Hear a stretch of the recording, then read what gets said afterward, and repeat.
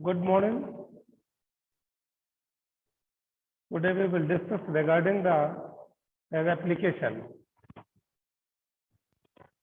Earlier class we have studied regarding the RNA. What are the different functions of the RNA and why RNA is not selected as the genetic material. Clear? One of the most characteristic feature of the genetic material is the replication. तो हमने सबसे पहला point पढ़ा था वो क्या था? Replication. Genetic material के अंदर अपना खुद का रेप्लिका फॉर्म करने का एबिलिटी होना चाहिए. ओके, क्वेश्चन ये आता है,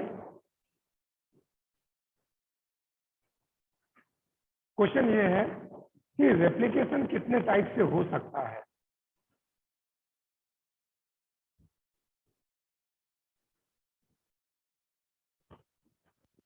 बेटा थोड़ी टाइम तय करिए, आप लोग बहुत लेट हो गए. राइट, एक तो ये we knows that DNA has two strands. तो रेप्लिकेशन ऐसा होगा कि जिसमें ये दोनों स्ट्रैंड अलग रहेंगे, इनका एग्जैक्टली एक अलग कॉपी बन जाएगा, या फिर दोनों एक के साथ एक एक करके बनेंगे.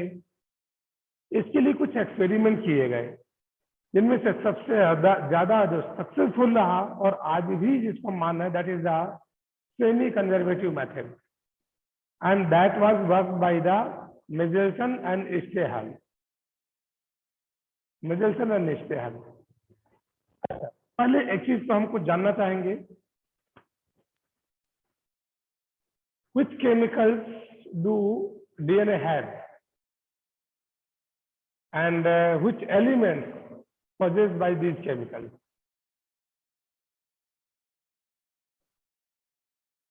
डीएनए में कौन कौन से केमिकल हैं और उनमें कौन कौन से एलिमेंट्स हैं? मधु. Yes sir. बोलिए.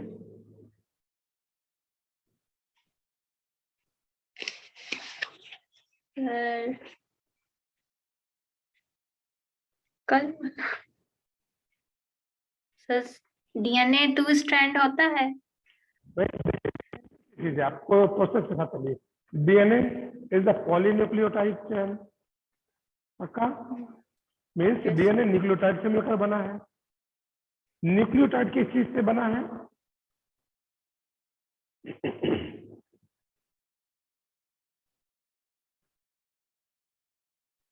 Sir nitrogenous bases. Nitrogenous bases sir, nitrogenous bases और शुगर और फास्फोर्स. राइट. तो न्यूक्लियोटाइड, ये अपना फोन म्यूट कर लीजिए, किसके उसमें सॉन्ग बज रहा है? आकांक्षा.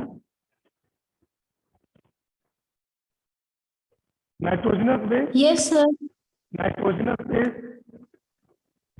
शुगर और सर आवाज क्लियर नहीं आ रही. आवाज क्लियर नहीं है? No sir. हाँ, 1 सेकंड, मैं एक काम करता हूँ, मेरे को से ऑन करता हूँ.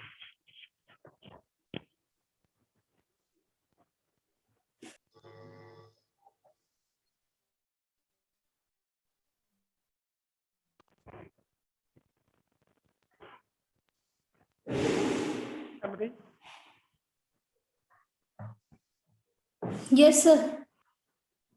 आ रही है? आपको? यस सर आ रही है. ओके ओके, ठीक है. तो सबसे बेसिक चीज क्या हो गया? Nitrogenous bases. ओवरऑल अगर देखा जाए तो कार्बन, हाइड्रोजन, ऑक्सीजन, नाइट्रोजन और फास्फोरस, इतनी चीजें हैं. अच्छा जी, अगर किसी न्यूक्लियोटाइड का किसी का फॉर्मेशन होना है तो शुगर तो ठीक है, कार्बन, हाइड्रोजन, ऑक्सीजन ये तो सब जगह से आपको मिलेगा, फास्फेट भी रहेगा. नाइट्रोजनस बेसिस इसको स्पेसिफिक स्ट्रक्चर दे रहे हैं, है ना, प्यूरिन एंड pyrimidine. तो ये जो नाइट्रोजनस बेसिस है, इनके बिहाफ पर, क्योंकि हमको बाकी पता नहीं चलेगा कि किधर से आया, कार्बन किधर से आया, ऑक्सीजन किधर से आया, हाइड्रोजन किधर से आया, नहीं कंफर्म होगा ना. तो अगर हम जो भी सोर्स देंगे इसमें, अगर हमें कार्बन डिटेक्ट करना है तो कार्बन का जो सोर्स देंगे, ऑक्सीजन डिटेक्ट करना, ऑक्सीजन का सोर्स दिया जाएगा, अपना जो रिलेटिव उसके लिए रिस्पॉन्सिबल है। ठीक है ना? मैंने आपको बताया था कि जितने भी एलिमेंट्स हैं, बहुत से ऐसे एलिमेंट्स हैं जिनके आइसोमर्स होते हैं।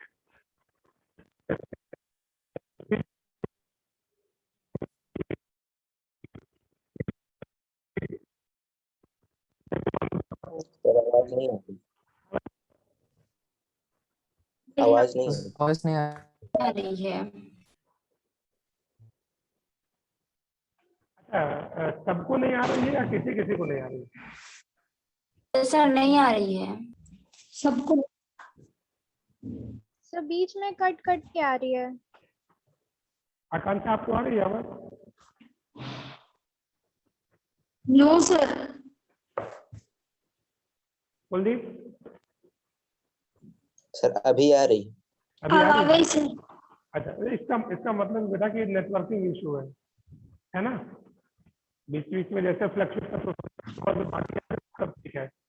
यानी अब अगर आवाज नहीं आती तो मुझे जरूर बता दीजिएगा आप। ठीक, ओके। अभी एक चीज बताओ, आप मार्केट से मान लीजिए आपने कोई कपड़ा लिया और आपका दिल करता है कि इसको दूसरे रंग में करना है, आप क्या करते हैं?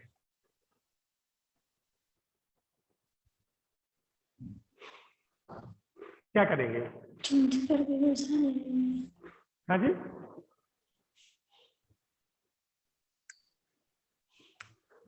भाई रिस्पॉन्स करते रहे, मुझे पता चले ना कि आप सब लोग सुन भी रहे हैं।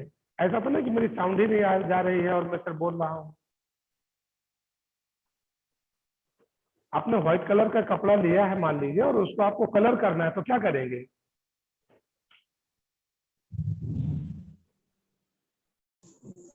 सर कलर में उसको डुबा देंगे।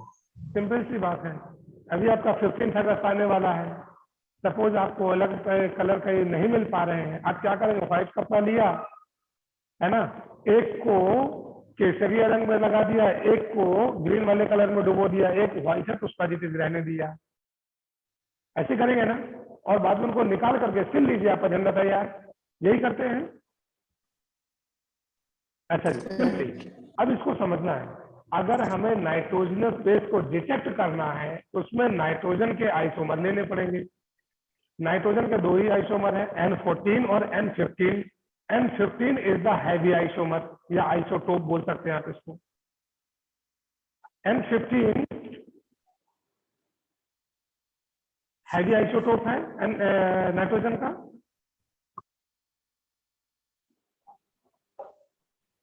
बोला करिए, आवाज आ रही है ना मेरी? कुलदीप, यस सर आ रही।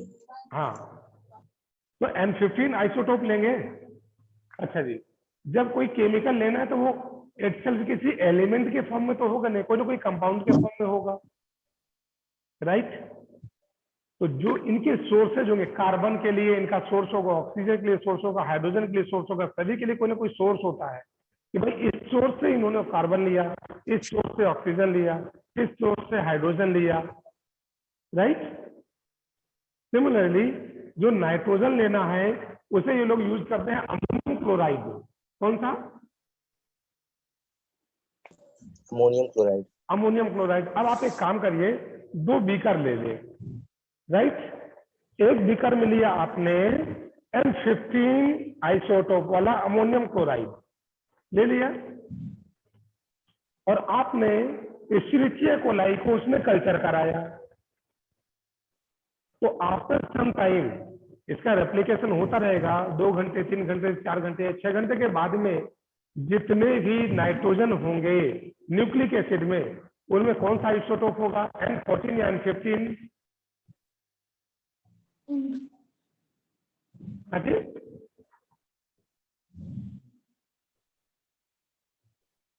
नहीं क्लियर हो रहा आपको? सर एक्सचेंज हो जाएंगे। हाँ बेटा, एक्सचेंज हो जाएंगे N15। हाँ मैं यही पूछ रहा हूँ। यस यस यस नायक,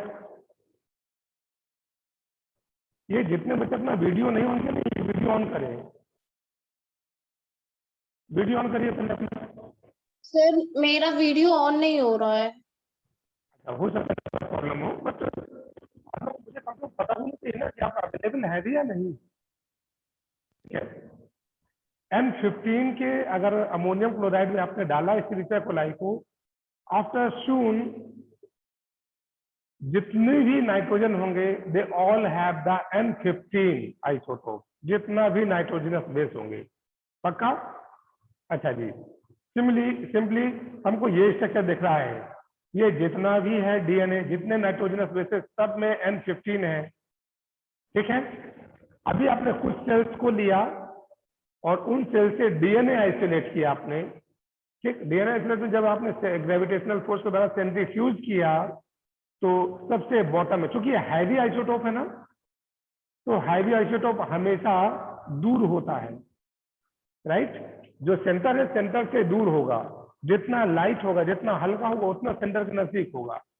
तो ये सबसे बॉटम में एक बैंड मिलती है हमको N15 की। निशा, नाइट्रोजन का heavy Yes, sir. Isotope, nitrogen का हैवी आइसोटोप क्या है?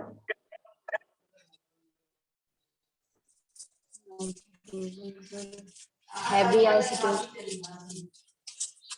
वीडियो ऑन मत किया, वीडियो ऑन मत किया। चलिए ठीक है, बिकॉज आप कहीं और दिमाग आपका था। चलिए, तो N15 का बॉटम में हमको मिला, राइट? अब एक काम करिए, कुछ एस्चेरिचिया कोलाई को लीजिए और उनको दूसरे बीकर में डालना है जिसमें कि N14 का अमोनियम क्लोराइड है। Ammonium chloride is the source of nitrogen. Clear? अब जैसे ही आपने N14 में डाला, अब क्या होगा? अब जो नाइट्रोजनस बेस, जो पहले के नाइट्रोजनस बेस थे वो N15 वाले थे, वो इनकारपोरेट हो चुके थे डीएनए के अंदर। अभी हमने N14 में डाल दिया, अब जो नाइट्रोजनस बेस बनेंगे उनमें कौन सा नाइट्रोजन होगा? वैष्णवी? Yes sir. अभी कौन सा नाइट्रोजन होगा इनमें? N14। N14 होगा। ठीक है, तो N14, अब N14 इसमें इनकारपोरेट होगा। सिर्फ 20 मिनट के लिए एस्चेरिचिया कोलाई का जो सेल डिवीजन का या उसकी सेल साइकिल है दैट इज ऑफ 20 मिनट। कितने मिनट की है? 20 मिनट की। 20 मिनट मीन्स 20 मिनट में एक सेल साइकिल ये कंप्लीट कर लेगा। अगर इससे ज्यादा टाइम देंगे तो हम डिटेक्ट नहीं कर पाएंगे अच्छे से। तो सबसे पहले हमने ये देखा कि जैसे ही हमने एस्चेरिचिया कोलाई को इसमें डाला, आफ्टर 20 मिनट एक सेल साइकिल कंप्लीट हो गया, that is one replication complete हुआ। अच्छा, जब वन रेप्लिकेशन कंप्लीट हुआ उसमें से हमने कुछ सेल्स को निकाल लिया, कुछ सेल्स को निकाल करके फिर से उसका डीएनए आइसोलेट किया और उसको सेंट्रीफ्यूज किया। जब सेंट्रीफ्यूज करते हैं तो हमको एक बैंड मिलता है जो बॉटम से थोड़ी से ऊपर होता है, राइट? इसका मतलब ये हुआ कि अभी जो नाइट्रोजनस बेसेस का या जो डीएनए का बैंड है ये कुछ हल्का हुआ है। इसका मतलब N14 इसमें इनकारपोरेट हुआ। पक्का? अच्छा जी, तो नेक्स्ट 20 मिनट में कुछ सेल्स को नेक्स्ट सेल साइकिल कंप्लीट करने दिया, तो नेक्स्ट 20 मिनट में अगली सेल साइकिल कंप्लीट होगी।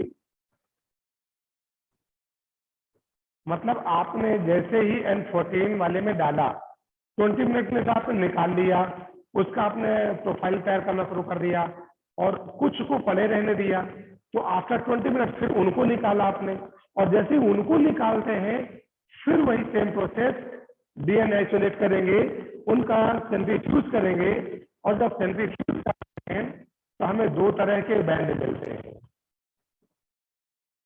एक मिलेगा मिड बैंड जो बीच में मिला था, और एक बैंड अपर साइड पे मिलेगा। जो सबसे बॉटम में बैंड मिला था हैवी आइसोटोप का, ये नहीं मिल रहा। इनकी स्टडी करिए तो क्या समझ में आता है इसका मतलब N14 पार्शियली पहले 20 मिनट से पार्शियली इनकॉर्पोरेट हुआ तो हमको बीच का बैंड मिला।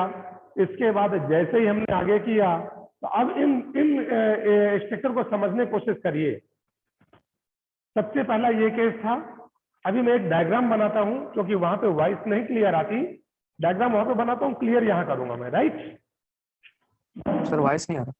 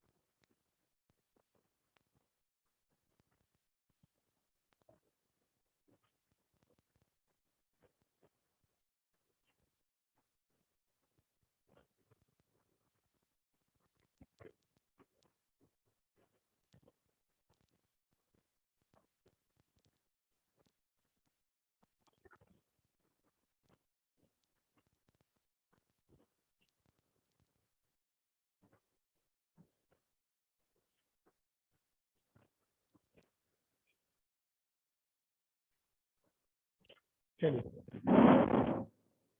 मैंने सिंपल सा बताया कि डीएनए रेप्लिकेशन हो कैसे रहा है। सबसे फर्स्ट डायग्राम आप देख रहे हैं, डीएनए है। दूसरे में दोनों स्ट्रैंड अनकॉइल हुए।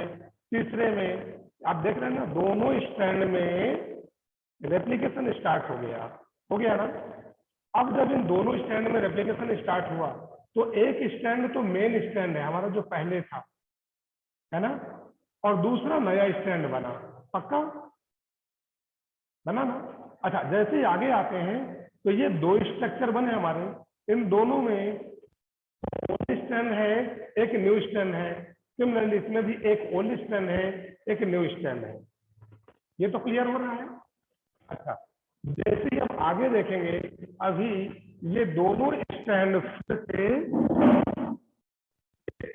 स्ट्रैंड फिर से यहाँ पर अनकॉइल हो रहे हैं और फिर रेप्लिकेशन करें। फिर से इनमें से एक एक पुराना होगा, एक नया होगा।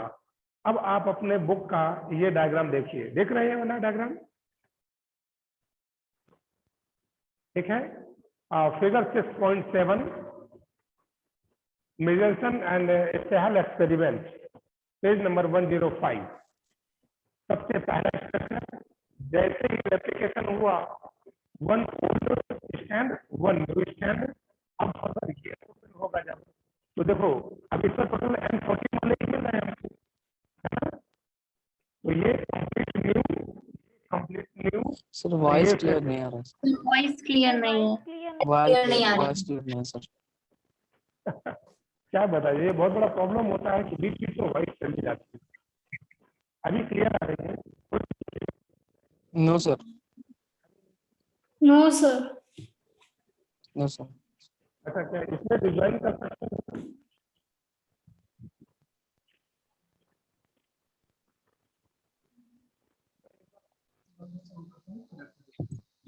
नहीं आ रही सर। सर बिल्कुल चली गई। सर अब तो बिल्कुल नहीं आ रही। बिल्कुल नहीं आ रही। अगर म्यूट कर दिए हैं। हाँ, अभी आवाज आ रही है? सर क्लियर नहीं आ रही है। क्लियर नहीं आ रही। क्लियर नहीं आ रही? क्लियर नहीं है सर। किसी को क्लियर नहीं आ रही बेटा? आ रही है सर अब। अभी आ रही है? बेटा कोशिश आप लोग भी करिए, ऐसी जगह बैठे जहाँ पे नेटवर्क प्रॉपर हो। कई बार ऐसा क्या है कि आप भी ऐसी जगह बैठे जहाँ पे नेटवर्क नहीं है ना, आप ऐसी जगह पे बैठिए तो फिर सब चीज क्लियर है, क्योंकि यहाँ पे नेटवर्क कंप्लीट है, यहाँ पे कोई प्रॉब्लम नहीं। यहाँ पर दो हमको नए स्टैंड मिले और दो हमारे वही, एक ओल्ड और एक न्यू, मतलब हाइब्रिड, है ना। इसको जैसे सेंट्रीफ्यूज कराया तो ये जो दो ग्रीन N14 के स्टैंड्स हैं, ये तो हमको नया बैंड देंगे। ये जो हमारा N14 है एक में और एक N15 है, ये हाइब्रिड बैंड है। यहाँ पे कंप्लीट N15 नहीं है, इस वजह से हमें कोई हैवी बैंड यहाँ नहीं मिला।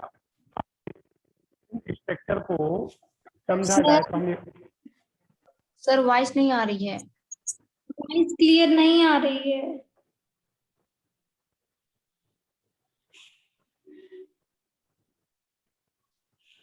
अभी क्लियर है? अभी क्लियर है? Yes sir. यस ये हेमंत, आप तो वीडियो ऑन करिए, हमको और क्लियर होगा।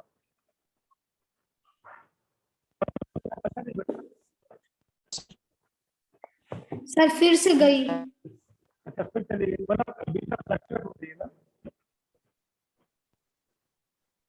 सर नहीं आ रही अभी भी। नहीं है सर। नहीं आ रही है।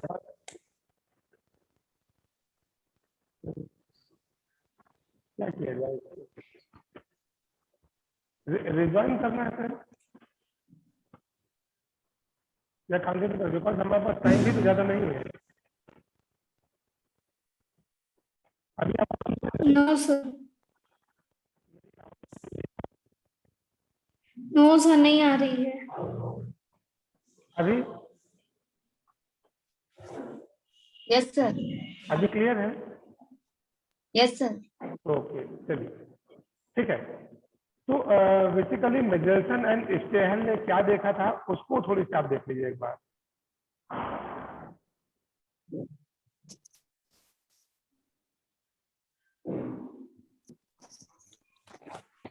मैथ्यू मिचेल्सन, फ्रैंकलिन स्टेहल, पता चला they grow Escherichia coli in a medium containing N15NH4Cl, right?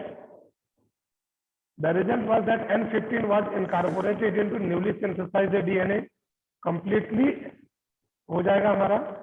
Then this hybrid DNA molecule could be distinguished from the normal DNA by centrifugation in the cesium chloride basic gradient. Centrifuge हम किसमें करेंगे? Caesium chloride basic gradient centrifuge में centrifugation किया जाता है. Okay, this N15 is the radioactive isotope of the nitrogen. Next, then they transfer the cell into the medium with normal NH4Cl. हमने बताया कि दूसरे बीकर में ट्रांसफर कर देना है. दूसरे बीकर में ट्रांसफर किया, फिर सेम प्रोसेस किया, caesium chloride gradient basic gradient centrifugation के द्वारा इसको सेंट्रीफ्यूज किया गया. सेंट्रीफ्यूज करने के बाद हम क्या देखते हैं? Thus the DNA that was extracted from the culture one generation after the transfer from N15 to N14 medium, that is after 20 minutes, each Escherichia coli divides into 20 minutes. मैंने आपको बताया ना सेल साइकिल 20 मिनट्स की है. Had a hybrid or intermediate density, दोनों की intermediate density मिलती है. सेकेंड जनरेशन को जैसे ही आप देखते हैं, they reappear the light band and the hybrid band. तो ओवरऑल इस पूरे स्ट्रक्चर को देख करके हमें ये कंफर्म होता है कि जो डीएनए का रेप्लिकेशन है दिस इज सेमी कंजर्वेटिव, है ना? डीएनए का जो स्ट्रक्चर है वो सेमी कंजर्वेटिव है. अब आप बोलेंगे सर सेमी कंजर्वेटिव कैसे कर सकते हैं? अगर यहां पर ये मिड बैंड नहीं मिलता, अगर सेमी कंजर्वेटिव नहीं होता तो क्या चांस होते? हमें ग्रीन बैंड मिलता और रेड बैंड मिलता. यस और नो?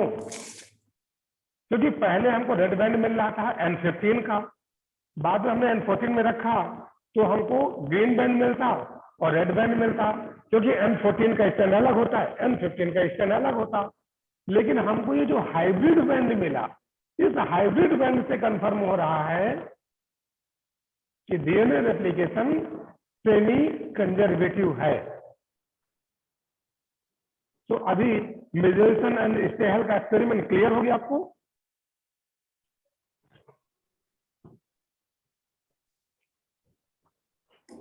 मिचेल्सन एंड स्टेहल के एक्सपेरिमेंट में कोई डाउट है तो पूछिए. राहुल,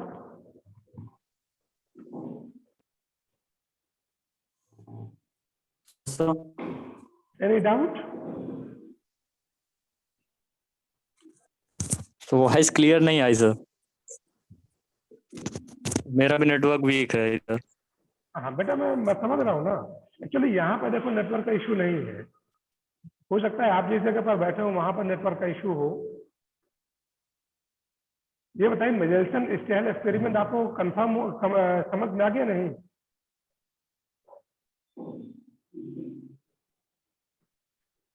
जितनी बोलिए। वॉइस आई उसमें आ गया। हाँ बेटा,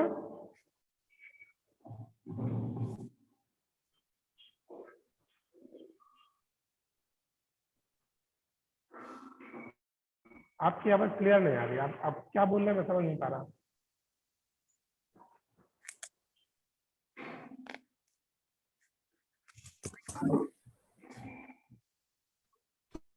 एनी डाउट? No, sir. ठीक है, इसको आज और अच्छे से रीड आउट करिए और कोई डाउट होता है तो उसको नेक्स्ट क्लास में हम लोग डिस्कस कर लेंगे। ठीक है, till that thank you, have a nice day. Thank you sir. Thank